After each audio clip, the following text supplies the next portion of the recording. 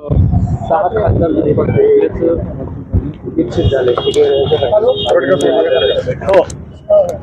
काय वाटतं काय संसदीय दलाची बैठक दिल्लीमध्ये जी झाली त्या बैठकीमध्ये हे 6 खासदार आले नाही आणि त्यांची प्रक्रिया त्यांच्यावर कारवाई व्हीप दिला होता. व्हीप दिल्यानंतर सुद्धा आले नाही तर एक कायदेशीर कारवाई त्या ठिकाणी होणारच आहे.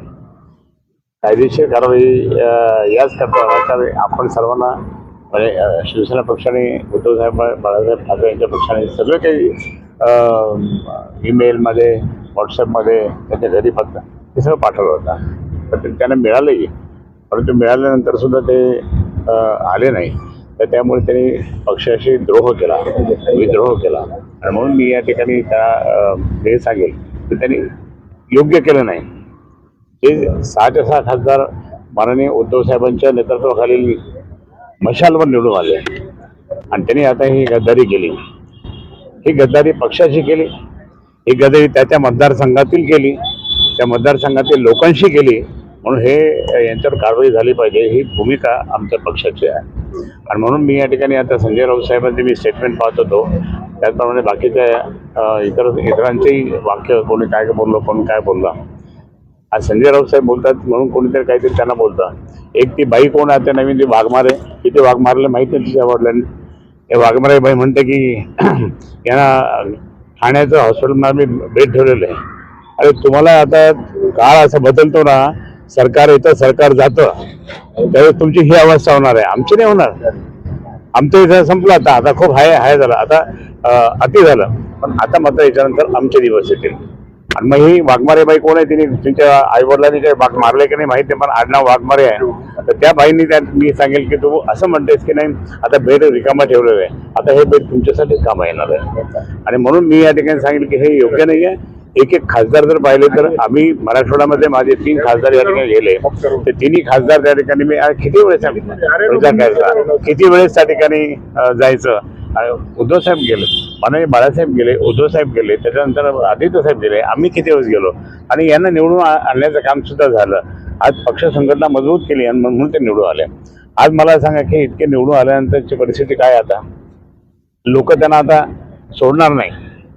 मी एकच तुम्हाला क्लिप दाखवतो, शिवसेना प्रमुख माननीय बाळासाहेब ठाकरे यांची.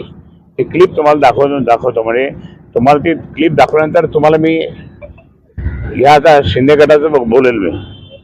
काय सहन करतात त्या विषयी कोणीतरी कोणी म्हणतात की आपल्या एका खासदाराला मारलं सोडलं. आवाज मोठा केला. शिवसेनेच्या तिकडे जातात मग त्याला काय ओवाळू.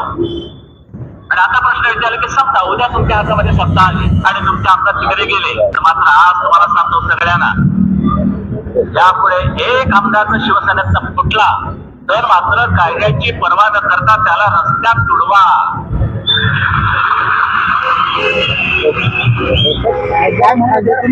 ऐका आणि तोच प्रकार खोपकर ज्यावेळेस बंडखोरी केली होती ठाणे महापालिकेत,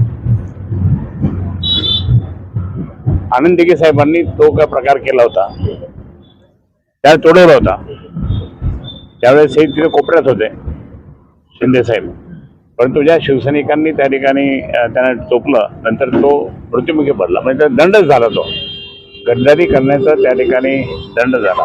छत्रपती शिवाजी महाराजांच्या काळात सुद्धा छत्रपतींना त्या ठिकाणी मान्य नव्हतं गद्दारी, पण त्या गद्दारांना ते कधी क्षमा करत नव्हत्या. आज या गद्दारी केल्यामुळे मी या ठिकाणी स्पष्ट सांगतो की शिंदेंनी त्या ठिकाणी लक्षात दिलं पाहिजे. ज्यांना तुम्ही मानता, ज्यांना तुम्ही गुरु मानता, त्या आनंद दिघे साहेबांनी याला तुडवलं होतं खोपकरला. मग तुम्ही आज तो एक विषय घेऊन तुम्ही त्यांना मानता, शिवसेना प्रमुखांना मानता, फोटो लावतात. मग त्या शिवसेना प्रमुखांनी जो आदेश दिला तो पाळला का? ज्या दिघे साहेबांनी जो काही आदेश दिला तो पाळला का? नाही पाळला. म्हणजे तुम्ही त्या ठिकाणी त्यांच्याशी तुम्ही सुद्धा गद्दारी केलेली आहे. दिघे साहेबांशी केली, साहेबांशी मोठे साहेबांशी केली. आणि मग अशा लोकांना काय करायचं? तुम्ही फक्त पैसा पैसा पैसा. मला हे 1 महिन्यापूर्वी एकाने सांगितलं होतं प्लेनमध्ये आणि त्यांनी सांगितलं की त्यांनी हे जे संजय राऊत साहेब बोलतो ना ते नाही त्यापेक्षा डबल आहे. हे मला त्यांनी सांगितलं होतं. मी नाव नाही सांगणार त्याचं, परंतु प्रत्यक्षात त्या ठिकाणी टोकन पण त्यावेळेस ऑलरेडी वाटप झाले होते. एक मोठा कॉन्ट्रॅक्टर आहे एक मोठा कॉन्ट्रॅक्टर आहे मराठवाड्यातलाच, त्याला ही जबाबदारी दिली होती. हे 6 लोकांचे पैसे तू पुरवायचे, हे 6 लोकांचे पैसे त्या ठिकाणी तुम्ही देऊन टाका आणि तुम्हाला आम्ही मोठं काम देऊ. म्हणजे तिथल्या इथं त्यांनी सगळं सराव सर्वे केले आणि त्याच्यात जा तुम्ही असं का, आणि म्हणून त्या माणसाने त्या ठिकाणी यांना पैसे ऑलरेडी बरोबर पोहोचवले आणि मग हे केले. काय पैसा मोठा आहे का एकनिष्ठता मोठी आहे.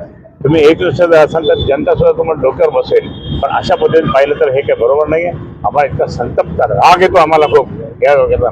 आज आम्ही कष्ट करून त्या ठिकाणी शिवसेना वाढवली, माझ्यासारख्या अनेक शिवसैनिकांनी वाढवली, अनेकांनी जेलमध्ये गेलं, आम्ही पण जेलमध्ये गेलो, लॉकअपमध्ये गेलो, सगळं केलं आणि आज त्याचा परिणाम तुम्ही या ठिकाणी हे करताय बरोबर नाही आहे. आज संजय राऊत साहेब सुद्धा 103 दिवस त्या ठिकाणी जेलमध्ये गेले होते.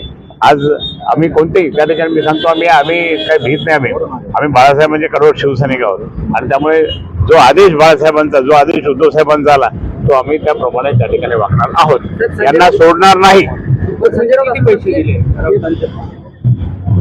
किती दिले म्हणजे शोधा ना तुम्ही.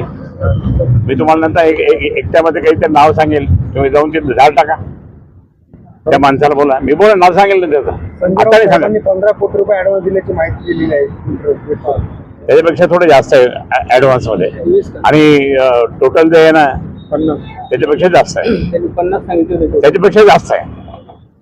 आणि एक मराठवाड्यातला कॉन्ट्रॅक्टर आहे, त्या कॉन्ट्रॅक्टरने दिलेले पैसे. संजय राऊत जे बैमान झाले त्यांच्या मतदारसंघातून राडी करायची फक्त त्यांना निवडून संतप्त आम्हाला राग येतो. आणि ज्या बाळासाहेबांनी इतकं कष्ट करून शिवसेना जगाबाहेर नेली, या भारताच्या बाहेर, हिंदुस्थानच्या बाहेर नेली, त्या शिवसेना प्रमुखांचे सुपुत्रांनी सुद्धा त्या ठिकाणी इतकं कष्ट केले. मान्य उद्धव साहेबांनी, आदित्य साहेबांनी कष्ट केले, आम्ही सर्वांनी कष्ट केले, सर्व नेते कार्यकर्ते शिवसैनिकांनी कष्ट केले.